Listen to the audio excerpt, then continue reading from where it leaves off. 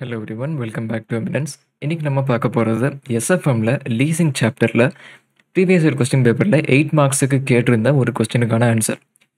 எப்பயும் அவங்க கேட்குற கொஸ்டின்ஸோட இந்த கொஸ்டின் கொஞ்சம் டிஃப்ரெண்ட்டான கொஸ்டின். ஸோ அதனால் எப்படி இதை ஈஸியாக சால்வ் பண்ணுறது அப்படின்னு சொல்லிட்டு இந்த வீடியோவில் நம்ம பார்க்க போகிறோம்.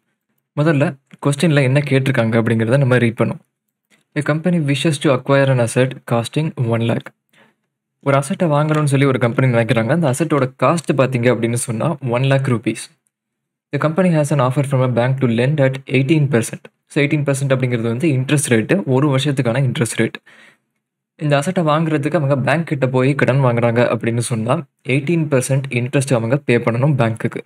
அவங்களோட பிரின்சிபல் அமௌண்ட் இன்னும் எவ்வளவு அன்பெய்டாக இருக்கோ அந்த பிரின்சிபல் அமௌண்ட்டில் ஒவ்வொரு வருஷமும் 18% பெர் ஆனம் அப்படிங்கிற ரேட்டில் அவங்க இன்ட்ரெஸ்ட் பே பண்ணணும். பிரின்சிபலை எப்படி அவங்க திரும்ப பே பண்ணுறாங்கன்னு சொல்லி பாருங்கள். The principal amount is repayable in equal 5-year end instalments. ஒவ்வொரு வருஷத்தோட முடிவுலையும் ஈக்குவலாக பிரித்து 5 வருஷத்தில் பிரின்சிபல் ஃபுல்லாக கொடுத்து முடிப்பாங்கன்னு சொல்லிட்டாங்க. 1 lakh 5 பிரித்தோம் அப்படின்னு சொன்னால் எவ்வளோ? ஒரு வருஷத்துக்கு 20,000. ஒவ்வொரு வருஷத்தோட எண்ட்லேயும் 20,000 கொடுத்து அந்த 1 lakh அப்படிங்கிற அந்த அமௌண்ட்டை ஃபுல்லாக ரீபே பண்ணி அவங்க முடிப்பாங்க. ஸோ இது வந்து பிரின்சிபல் ரீபேமெண்ட்டுக்கு. ரிமைனிங் அவுட்ஸ்டாண்டிங்காக எவ்வளோ பிரின்சிபல் இருக்கோ அதில் வந்து 18% ஒவ்வொரு வருஷமும் அவங்க இன்ட்ரெஸ்ட்டும் அதை கூட அடிஷ்னலாக அவங்க பே பண்ணுவாங்க. ஸோ இது வந்து அவங்க லோன் வாங்குறாங்க அப்படிங்கும்போது இவ்வளோ அமௌண்ட் வந்து அவங்க பே பண்ண வேண்டியது வரும். அவங்களுக்கு இன்னொரு ஆப்ஷன் இருக்குது. ஒன்று, அதாவது முதல் ஆப்ஷன் என்னது? அவங்க கடன் வாங்கி இந்த அசட்டை வாங்குறது, பேங்க்கிட்டேருந்து கடன் வாங்கி இந்த அசட்டை அவங்களே வந்து வாங்குறது, சொந்தமாக வாங்குறது. ரெண்டாவது ஆப்ஷன் என்னன்னு பார்த்தீங்கன்னா லீசிங் கம்பெனி. லீசிங் கம்பெனிக்கிட்டேருந்து அவங்களுக்கு ஒரு ஆஃபர் வருது, இந்த அசட்டை வந்து நீங்கள் லீஸில் எடுத்துக்கலாம் அப்படின்னு சொல்லி. To acquire the asset on lease at the year-end rentals of 280 per rupees 1,000 of the asset value for 5 years. So ஒவ்வொரு வருஷத்தோட முடிவுலையும் நீங்கள் வந்து லீஸ் ரெண்டல் பே பண்ணிவிட்டு இந்த அசட்டை நீங்கள் லீஸில் எடுத்துக்கோங்க அப்படின்னு சொல்லிட்டு ஒரு லீசிங் கம்பெனி ஆஃபர் கொடுக்குறாங்க. அந்த லீஸ் ரெண்ட் எவ்வளவு அப்படின்னு சொல்லி கொடுத்துட்டாங்க. 280 per rupees 1,000 of the asset அப்படின்னு சொல்லிட்டாங்க. அப்போ எவ்வளவு rupees 1,000 இந்த அசட்டில் இருக்குது? 1 lakh divided by 1,000 equal to 100. அப்போது லீஸ் ரெண்டல்ஸ் எவ்வளவு? 280 into 100 equal to 28,000. ஸோ இது டேக்ஸ் பெனிஃபிட் அதெல்லாம் கன்சிடர் பண்ணுறதுக்கு முன்னாடி லீஸ் ரெண்டல் வந்து அவங்களுக்கு இவ்வளோ வரும். 28,000 அப்படிங்கிறது ஒவ்வொரு வருஷமும் அவங்க பே பண்ண வேண்டியது வரும். 5 வருஷத்துக்கு அவங்க பே பண்ணணும் 28,000 அப்படிங்கிற இந்த லீஸ் ரெண்டல். அந்த லீசிங் கம்பெனிக்கு அவங்க பே பண்ணணும். இப்போ அந்த அசட்டோட டீட்டெயில்ஸை பார்ப்போம். இந்த அசட்டோட லைஃப் பார்த்தீங்க அப்படின்னு சொன்னால் estimated at 5 years with residual value of rupees 10,000. இந்த அசட்டோட லைஃப் வந்து 5 வருஷம். அதோட எஸ்டிமேட்டட் ரெசிடியூவல் வேல்யூ பார்த்தீங்க அப்படின்னு சொன்னால் 10,000. ஸோ ரெசிடியூவல் வேல்யூ அப்படிங்கிறது ஸ்கிராப் வேல்யூ உங்களுக்கு தெரிஞ்சிருக்கும். அதை வச்சு நீங்கள் டெப்ரிசியேஷன் கண்டுபிடிப்பீங்க. கரெக்டாக cost minus scrap value divided by estimated life போட்டோம்னா நமக்கு ஸ்ட்ரைட் லைன் மெத்தடில் டெப்ரிசியேஷன் எவ்வளோன்னு கிடைக்கும். இந்த டீட்டெயில்ஸ்லாம் அவங்க கொடுத்துருக்காங்க. And then the cost net of residual value is depreciated equally each year over its life. அதை இப்போ சொன்னோம் இல்லையா? Cost minus residual value divided by life. அதான் ஒவ்வொரு வருஷமும் அவங்க காட்டக்கூடிய டெப்ரிசியேஷன். ஸோ அதுக்கான டீட்டெயில்ஸே அவங்க கொடுத்துட்டாங்க. Assume that this is the only asset of its class. So இந்த மாதிரி வேறு எந்த மெஷின்ஸும், அது மெஷின் சொல்லி எக்ஸாம்பிளுக்கு வச்சுக்கோங்களேன், இந்த மாதிரி வேறு எந்த அசட்டுமே இந்த கிளாஸில் அந்த கம்பெனி கையில் இல்லை. ஸோ இது ஒரே ஒரு அசட் தான் இருக்குது. So that the end of the 5th year there will be a capital gain or loss with 20% tax effect when the asset is sold. இப்போ இந்த அசட்டோட லைஃபோட முடிவில் அந்த கம்பெனி வந்து அந்த அசட்டை டிஸ்போஸ் பண்ணணும், இன்னொரு தேர்ட் பார்ட்டிக்கு சேல் பண்ணணும்னு வச்சுக்கோங்க. எக்ஸாம்பிளுக்கு ஒரு வேல்யூக்கு சேல் பண்ணுறாங்கல்ல, அப்போ சேல் பண்ணுற அந்த வேல்யூவை ரெசிடியூவல் வேல்யூவோட கம்பேர் பண்ணி பார்த்தோம் அப்படின்னு சொன்னால் அந்த கம்பெனிக்கு கேபிட்டல் கெயினோ அல்லது கேபிட்டல் லாஸோ வந்திருக்கும். எக்ஸாம்பிளுக்கு ரெசிடியூவல் வேல்யூ இப்போ 10,000 இருக்குது. ஸோ அந்த இயரோட 5th year எண்டில் பார்த்தீங்க அப்படின்னு சொன்னால் அந்த அசட்டை வந்து அவங்களால 12,000க்கு டிஸ்போஸ் பண்ண முடிஞ்சது அப்படின்னு சொன்னால் மிச்சம் இருக்கிற அந்த 2,000 அப்படிங்கிறது அவங்களுக்கு கேபிட்டல் கெயின். ஒருவேளை 8,000 தான் சேல் பண்ண முடிஞ்சது அப்படின்னு சொன்னால் அந்த 2,000 அவங்களுக்கு கேபிட்டல் லாஸாக இருக்கும். ஸோ கேபிட்டல் கெயின் டேக்ஸ் எவ்வளோன்னு சொல்லியும் கொடுத்துட்டாங்க, 20% அப்படின்னு சொல்லியும் கொடுத்துட்டாங்க. ஒருவேளை கேபிட்டல் லாஸ் இருந்தது அப்படின்னு சொன்னால் டேக்ஸ் சேவிங் வரும். நமக்கு டேக்ஸ் நம்ம பே பண்ண வேண்டாம், டேக்ஸை வந்து நம்ம குறைக்க முடியும். டேக்ஸ் சேவிங் நமக்கு கிடைக்கும் கேபிட்டல் லாஸ் வந்தது அப்படின்னு சொன்னால். டேக்ஸ் எஃபெக்ட் அப்படின்னு சொல்லி அவங்க ஜென்ரலாக கொடுத்துட்டாங்க. இதை தவிர நார்மலாக ஒரு அந்த கம்பெனிக்கு மொத்த ரெவன்யூக்கான டேக்ஸ் இருக்கும் இல்லையா, அது எவ்வளோ அப்படின்னு சொல்லி கொடுக்குறாங்க. The tax rate of the company is 50%. Tax rate நார்மலாக பார்த்தீங்க அப்படின்னு சொன்னால் 50% டேக்ஸ் ரேட். ஸோ இப்போ கொஸ்டினில் என்ன கேட்குறாங்கன்னு சொல்லி பாருங்கள். இங்கே தான் நம்ம கேர்ஃபுல்லாக இருக்கணும். என்ன கேட்டிருக்காங்க அப்படின்னு பாருங்க. For what minimum sale value of the asset at the end of 5th year will the decision to borrow and own the asset be preferred to leasing? இதை யோசிச்சு பாருங்க. இப்போ நமக்கு ஆப்ஷன் 1 இருக்கு, ஆப்ஷன் 2 இருக்கு. ஆப்ஷன் 1 என்ன அப்படின்னு சொன்னா, கடன் வாங்கி அந்த அசட்டை நம்ம வாங்குறோம். வாங்கிட்டு அதை யூஸ் பண்ணிட்டு 5 இயர்ஸ்க்கு யூஸ் பண்ணிட்டு டெப்ரிசியேஷன்லாம் போக கடைசியில் ரெசிடுவல் வேல்யூ இருக்கும் இல்லையா, கடைசியில் வந்து நம்ம டிஸ்போஸ் பண்ணணும். அந்த அசட்டை வந்து நம்ம சேல் பண்ண முடியும். ஏன்னா நம்ம வாங்கி வச்சிருக்கோம் அந்த அசட்டை, நம்மளால சேல் பண்ண முடியும். ஸோ சேல் பண்ணுற டைமில் நமக்கு கேபிட்டல் கெயினோ அல்லது கேபிட்டல் லாஸோ வரும். அதுக்கேற்ற மாதிரி நம்ம டேக்ஸும் பே பண்ணிக்கணும். ஸோ இது வந்து முதல் ஆப்ஷன். ரெண்டாவது ஆப்ஷன் என்ன அப்படின்னு சொன்னால், வெறும் அந்த அசட்டை நம்ம வாங்குகிறோம், சேல் பண்ணுறோம், அந்த மாதிரி எந்த விதமான சிக்கலுக்கும் நம்ம போகாமல் லீஸில் எடுக்கிறது. லீஸில் நம்ம எடுத்தோம் அப்படின்னு சொன்னால் எவ்வளோ சொல்லியிருக்கோம், 28,000 லீஸ் ரெண்டல் நம்ம பே பண்ணணும் அப்படின்னு சொல்லியிருக்கோம். கரெக்டாக 5 வருஷத்துக்கு அந்த லீஸ் ரெண்டல்ஸை மட்டும் பே பண்ணிவிட்டு அந்த அசட்டை யூஸ் பண்ணிக்கணும். ஸோ இதுதான் வந்து நமக்கு second option.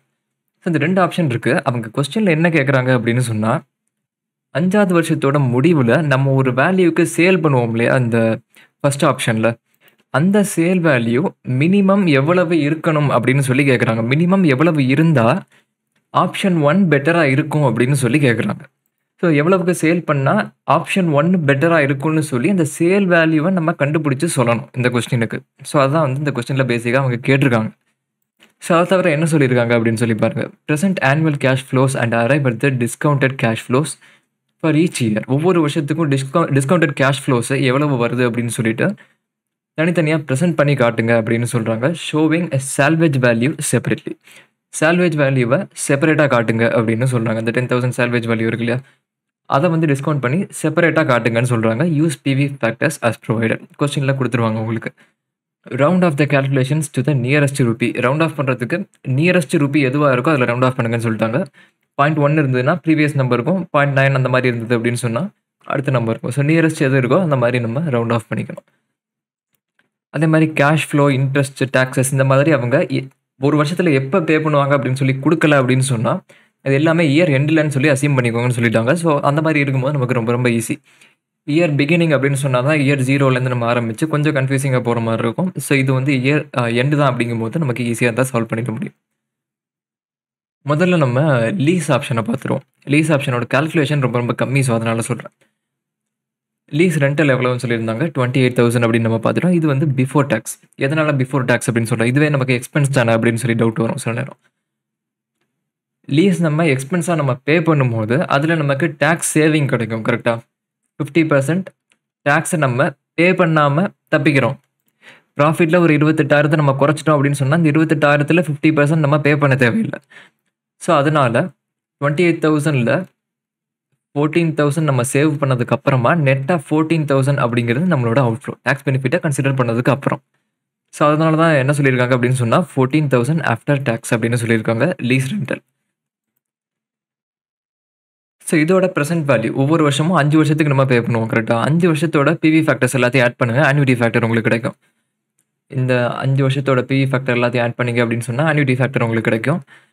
So equal to 54,446. So இதான் பார்த்தீங்கன்னா present value of lease rentals. So lease rental அப்படிங்கிறது இந்த கம்பெனியை பொறுத்த வரைக்கும் என்னது, அவுட்ஃப்ளோ. கரெக்டாக அவுட்ஃப்ளோ அவங்க பே பண்ண வேண்டிய எக்ஸ்பென்ஸ் இது. அதோட ப்ரெசென்ட் வேல்யூவை கண்டுபிடிச்சி 1 அப்படின்னு சொல்லி தனியாக நம்ம எடுத்து வச்சுப்போம். இப்போ நெக்ஸ்ட் அடுத்த ஆப்ஷன் பார்ப்போம். ஸோ நெக்ஸ்ட் ஆப்ஷன் பார்க்குறதுக்கு முன்னாடி இங்கே வந்து இந்த முக்கியமான பாயிண்ட் என்ன அப்படின்னு சொல்லி நோட் பண்ணிக்கோங்க. அதாவது லீஸ் வர்சஸ் பாரோ. இப்போ பாரோவிங் அல்லது லீஸ் அப்படின்னு சொல்லி இது ரெண்டில் ஏதாவது ஒன்றுன்னு சொல்லி நம்ம முடிவு பண்ணுற மாதிரி கொஸ்டின்ஸ் கேட்பாங்க இல்லையா, அதில் வந்து சில நேரம் வந்து காஸ்ட் ஆஃப் கேபிட்டல் அப்படின்னு சொல்லியும் ஒரு ரேட் வந்து கொடுத்துருப்பாங்க. ஆனால் நம்ம எதை கன்சிடர் பண்ணணும் அப்படின்னு சொன்னால் ஆஃப்டர் டேக்ஸ் காஸ்ட் ஆஃப் டெப்டை தான் நம்ம வந்து இங்கே பிவி ஃபேக்டராக கன்சிடர் பண்ணணும் அப்படின்னு சொல்லி நீங்கள் மறந்துடக்கூடாது. சில நேரம் கொஸ்டின்ஸில் வந்து காஸ்ட் ஆஃப் கேபிட்டல் அப்படின்னு சொல்லி ஒரு பெர்சன்டேஜ் கொடுத்துருப்பாங்க. ஸோ டெப்ட் பெர்சன்டேஜ் எவ்வளவு அப்படின்னு சொல்லி உங்களுக்கு தெரியும், 18% அப்படின்னு கொடுத்துட்டாங்க. கரெக்டாக ஸோ இங்கே வந்து ஒரு 10% கொடுத்துருக்காங்கன்னு சொல்லி வச்சுக்கோங்க. தனியாக காஸ்ட் ஆஃப் கேபிட்டல் அப்படின்னு சொல்லி தனியாக கொடுத்துருக்காங்க. ஸோ இதை தான் எடுக்கணும்னு சொல்லி நீங்கள் மறந்து போய் எடுத்துடக்கூடாது. ஸோ லீஸ் ஆர் பாரோ டெசிஷனாக இருக்குது அப்படிங்கிற பட்சத்தில் எப்பயுமே நம்ம ஆஃப்டர் டேக்ஸ் காஸ்ட் ஆஃப் டெப்டை தான் என்பிவிக்கு நம்ம கன்சிடர் பண்ணணும். அதாவது ப்ரெசென்ட் வேல்யூ கண்டுபிடிக்கிறதுக்கு நம்ம வந்து டிஸ்கவுண்டிங் ஃபேக்டராக கன்சிடர் பண்ணணும். ஸோ பிஃபோர் டேக்ஸ் வந்து 18% அப்படின்னு சொல்லியாச்சு. ஸோ ஆஃப்டர் டேக்ஸ் வந்து 18%ல் 50% போக மிச்சம் இருக்கிறது தான் 9%. ஸோ அப்படி தான் வந்து இங்கேயும் நமக்கு இந்த ஆன்யூட்டி ஃபேக்டர் வந்துருக்கு, இந்த பிவி ஃபேக்டர்ஸும் நமக்கு வந்திருக்கு. ஸோ லீஸ் வெர்சஸ் பாரோனா எப்பயுமே வந்து ஆஃப்டர் டாக்ஸ் காஸ்ட் ஆஃப் டெப்ட் தான் நம்ம வந்து எடுக்கணும். இதை வந்து நீங்கள் ஞாபகம் வச்சுக்கோங்க. ஸோ இப்போ வந்து பாரோவிங்கில் அவங்களுக்கு எவ்வளோ அவுட்ஃப்ளோ வருதுன்னு சொல்லி பார்ப்போம். ஸோ ஒவ்வொரு வருஷமும் ஈக்குவலாக 20,000 20,000 பிரின்சிபலாக 5 வருஷத்துக்கு அவங்க பே பண்ணுவாங்கன்னு சொல்லி நம்ம பார்த்தாச்சு. ஸோ ஃபஸ்ட்டு நீங்கள் அதை போட்டுக்கோங்க. அடுத்தது ரிமைனிங் பிரின்சிபல் எவ்வளோ இருக்குது, அவுட்ஸ்டாண்டிங் பிரின்சிபல் 1 லேக்கில் 20,000 போச்சுன்னா 80,000. ஸோ அப்படியே குறைஞ்சிட்டே வந்து 5th இயரோட முடிவில் 0 ஆகும். 5 வருஷத்தில் அவங்க பே பண்ணி முடிப்பாங்க. ஸோ பிரின்சிபல் அவுட்ஸ்டாண்டிங்கில் நம்ம இன்ட்ரெஸ்ட் கால்குலேட் பண்ணோம். இன்ட்டு 18% தான் பார்த்தீங்க அப்படின்னு சொன்னால் இந்த இன்ட்ரெஸ்ட் 5 வருஷத்துக்கான இன்ட்ரெஸ்ட் நீங்கள் போட்டுக்கோங்க. அதே மாதிரி டெப்ரிசியேஷன் எப்படி நம்ம கண்டுபிடிப்போம், cost minus scrap value by life அப்படின்னு நம்ம பார்த்தாச்சு ஸ்ட்ரெயிட் லைன் மெத்தடில். கொஸ்டின்லேயே அதே மாதிரி தான் கண்டுபிடிக்கணும்னு சொல்லிட்டாங்க. காஸ்ட் எவ்வளவு 1 lakh மைனஸ் ஸ்கிராப் எவ்வளவு 10,000 டிவைடட் பை லைஃப் எவ்வளவு 5 years. ஸோ அப்போ வந்து 90,000 டிவைடட் பை 5 பார்த்தீங்க அப்படின்னு சொன்னால் 18,000. இதான் வந்து டெப்ரிசியேஷன்.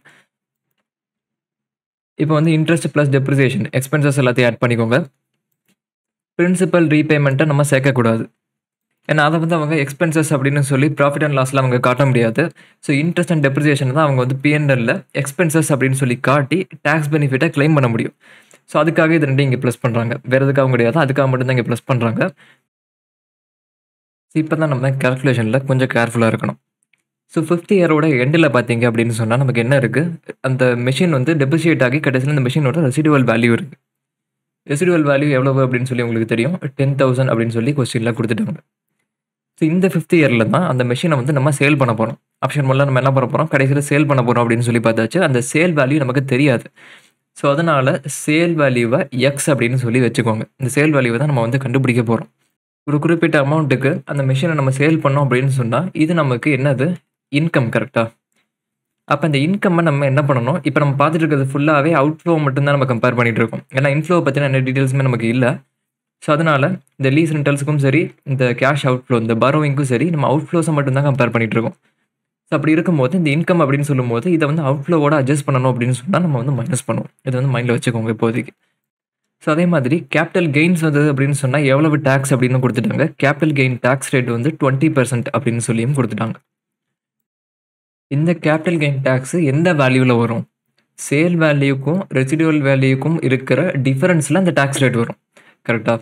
சேல் வேல்யூக்கும் ரெசிடுவல் வேல்யூக்கும் இருக்கிற அந்த டிஃபரன்ஸில் 20% அப்படிங்கிற அந்த டேக்ஸ் வரும். ஓகேவா? ஸோ இந்த டேக்ஸ் அப்படிங்கிறது என்னது, இது ஒரு எக்ஸ்பென்ஸ். சேல் வேல்யூலேருந்து நம்ம அதை மைனஸ் பண்ணுவோம். அப்போ நெட் சேல் வேல்யூ என்னவா இருக்கும், அந்த ஈக்குவேஷனை நீங்கள் கொண்டு வாங்க. Sale value, total sale value இது. அதில் டேக்ஸை வந்து மைனஸ் பண்ணிடுங்க. Minus 0.2 X minus 10,000. இது என்ன சிம்பிளிஃபை பண்ணோம் அப்படின்னு சொன்னால் equal to X minus 0.2 into X 0.2x, அதே மாதிரி மைனஸ் 0.2 இன்டூ 10,000 2,000. இன்னும் சிம்பிளிஃபை பண்ணோம் அப்படின்னு சொன்னால் மைனஸ் உள்ள கொண்டு வந்துருங்க. X minus 0.2 plus minus into minus plus 2,000. So இதான் பார்த்தீங்க அப்படின்னு சொன்னால் நம்ம சிம்பிளிஃபை பண்ணியிருக்கக்கூடிய சேல் வேல்யூ. ஓகேவா? நெட் சேல் வேல்யூன்னு சொல்லி வச்சுக்கோங்க. டேக்ஸ் எல்லாம் போக, கேபிட்டல் கெயின் டேக்ஸ் எல்லாம் போக நெட் சேல் வேல்யூ இவ்வளவு. ஸோ இந்த நெட் சேல் வேல்யூ பார்த்தீங்க அப்படின்னு சொன்னால் 5வது வருஷத்தோட முடிவில் இருக்கக்கூடிய வேல்யூ. ஆனால் நமக்கு என்ன தேவை, ப்ரெசென்ட் வேல்யூ தேவை. ஸோ 5th இயரோட டிஸ்கவுண்ட் ஃபேக்டரால் அதை மல்டிப்ளை பண்ணி இன்றைக்கி தேதியில் எவ்வளோ ப்ரெசென்ட் வேல்யூ இருக்கும் அப்படின்னு சொல்லி நம்ம பார்க்கணும். 5th இயரோட பிவி ஃபேக்டர் எவ்வளவு, 0.65. ஸோ இப்போ PV of net sale value எவ்வளவு, 0.65 multiplied by x minus 0.2x plus 2,000. இன்னும் கொஞ்சம் சிம்பிளிஃபை பண்ணுவோம். 0.65 எக்ஸ் மைனஸ் 0.2x எவ்வளவு, 0.8x ப்ளஸ் 2,000. 65% உள்ளே கொண்டு வந்து மல்டிப்ளை பண்ணிங்க அப்படின்னு சொன்னால் 0.52x ப்ளஸ் 1,300. இதுதான் பார்த்தீங்கன்னா present value of net sale value. So என்னன்னு சொல்லியிருக்கோம், இது வந்து இன்கம் அப்படின்னு சொல்லியிருக்கோம். ஸோ இதை வந்து ஞாபகம் வச்சுக்கோங்க. இப்போ வந்து இந்த 2 ஆப்ஷனையும் நம்ம கம்பேர் பண்ணுவோம். மொத ஆப்ஷன் என்னது? Borrow and buy. 2வது ஆப்ஷன் என்னது? லீசிங். ஸோ பாரோவிங் அண்ட் பையிங்கில முதல்ல அவுட்ஃப்ளோ நமக்கு எவ்வளோன்னு சொல்லி கண்டுபிடிச்சிருந்தோம். 64,982 அப்படிங்கிற அந்த அவுட்ஃப்ளோ இருக்குது நமக்கு. கரெக்டா? ஸோ அவுட்ஃப்ளோ எவ்வளவு? 64,982. ஸோ இதுலேருந்து நமக்கு சேல் பண்ணி நெட்டாக எவ்வளோ கிடைக்க போகுது? Present value of net sale value எவ்வளவு? 0.52x plus 1300. ஸோ இதை வந்து லெஃப்ட் சைடில் எழுதிக்கோங்க. அதே மாதிரி ரைட் சைடில் என்ன இருக்குன்னு சொல்லி பாருங்கள். லீசிங். லீசிங்கோட நெட் அவுட்ஃப்ளோ எவ்வளோன்னு சொல்லி பார்த்தோம். 54,446 அப்படின்னு பார்த்தோம். இதுவும் வந்து அவுட்ஃப்ளோ 54,446. இங்கே நம்ம கம்பேர் பண்ணுறது எல்லாமே என்னது? அவுட்ஃப்ளோஸை கம்பேர் பண்ணிட்டு இருக்கோம். இப்போ கொஸ்டினில் என்ன கேட்டிருந்தாங்க அப்படின்னு சொல்லி பார்ப்போம். For what minimum sale value of the asset at the end of year 5 will the decision to borrow and own the asset be preferred to leasing? அதாவது இதை நம்ம செலக்ட் பண்ணணும் அப்படின்னு சொன்னால் இந்த சேல் வேல்யூவான எக்ஸ் எவ்வளவு இருக்கணும் அப்படின்னு சொல்லி கேட்டிருக்காங்க. கொஸ்டினில் அவங்க என்ன தெளிவாக சொல்லிட்டாங்க? இந்த மொதல் ஆப்ஷனை செலக்ட் பண்ணணும் அப்படின்னு சொன்னால் எக்ஸ் வேல்யூ எவ்வளவா இருக்கணும் அப்படின்னு சொல்லி கேட்டிருக்காங்க. அப்போது இங்கே நம்ம பார்க்குறது எல்லாமே என்னது? அவுட்ஃப்ளோ. மொதல் ஆப்ஷனை செலக்ட் பண்ணோம் அப்படின்னு சொன்னால் அவுட்ஃப்ளோ என்னவா இருக்கணும்? இந்த ஆப்ஷனுக்கு கம்மியாக இருக்கணும். ஸோ அதனால் லெஸர் தேன் சிம்பிளை நீங்கள் போட்டுக்கோங்க. ஸோ இந்த சைடு அவுட்ஃப்ளோ கம்மியாக இருக்குது அப்படின்னு சொன்னால் இதை ப்ரிஃபர் பண்ணுவோம். ஸோ அதுக்கு இந்த சேல் வேல்யூ எக்ஸ் எவ்வளவு இருக்கணும் அப்படின்னு சொல்லி கேட்டிருக்காங்க. இந்த எக்ஸை தான் நம்ம இப்போ கண்டுபிடிக்க போகிறோம். இனிமேல் நம்ம சிம்பிளாக சால்வ் பண்ணி இதோட ஆன்சரை நம்ம கண்டுபிடிச்சிட முடியும். ஸோ அப்படியே ஈக்குவேஷனாக கொண்டு வந்துக்கோங்க. 64,982 ப்ளஸ் 1300. இது இந்த சைடு கொண்டு மைனஸ் 54,446 லெஸர் தென் 0.52x. ஸோ இதை ப்ளஸ் ஆர் மைனஸ் பண்ணிங்கன்னா உங்களுக்கு 9236 வரும். 0.52x இந்த சைடு. அப்போ வந்து எக்ஸை கண்டுபிடிக்கிறதுக்கு இந்த சைடு கொண்டு டிவைட் பண்ணிக்க அப்படின்னு சொன்னால் 17,761 கிடைக்கும். அதாவது எக்ஸோட வேல்யூ 17,761 அதுக்கு மேலே.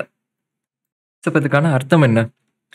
17,761க்கு மேலே சேல் வேல்யூ இருக்குது அப்படின்னு சொன்னால் ஆப்ஷன் 1 வந்து பெட்டர் அப்படின்னு நம்ம சொல்ல முடியும். ஒருவேளை இதுக்கு கம்மியாக சேல் வேல்யூ இருக்குது அப்படின்னு சொன்னால் ஆப்ஷன் 1 கிடையாது, ஆப்ஷன் 2 எடுக்கிறது பெட்டர் அப்படின்னு சொல்ல முடியும். எக்ஸாம்பிளுக்கு சேல் வேல்யூ வந்து இப்போ ஒரு 18,000 இருக்குன்னு சொல்லி வச்சுக்கோங்க. அந்த அசட் வந்து 18,000 சேல் பண்ணுறீங்க அப்படின்னு சொன்னால் ஆப்ஷன் 1 எடுக்கிறது பெட்டர்.